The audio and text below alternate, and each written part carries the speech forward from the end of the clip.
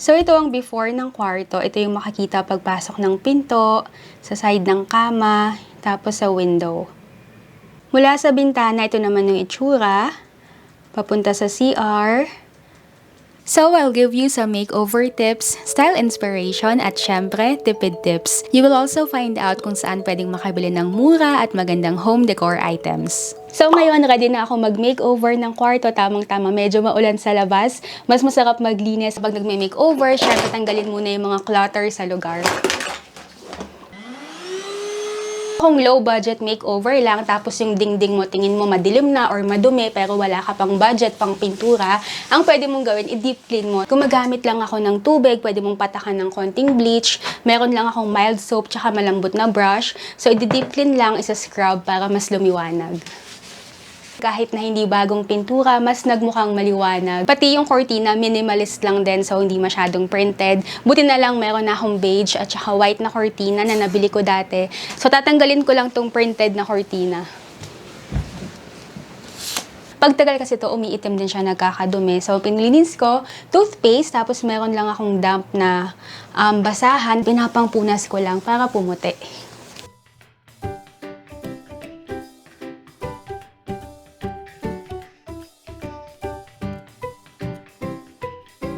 Ang next naman na gagawin ko, magpalit ng bedsheet. So sabi ko nga, kapag nagme-makeover, hindi naman kailangan lahat bago. So itong mga to, mga dati ko nang gamit. Kapag minimalist, mas maganda kapag puti lang, yung medyo pang hotel, pang spa yung bedsheet para mas relaxing.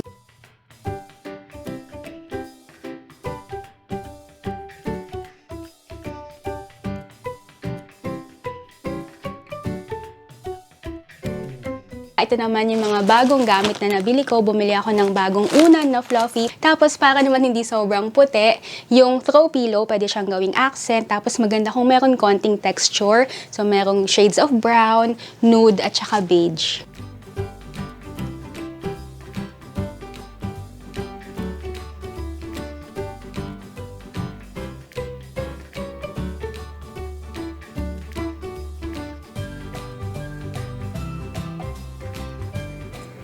Siyempre, nag-outfit change talaga ako para dito. So, kapag malinis na yung kwarto, maayos na yung kama, ngayon naman, time para mag-decorate.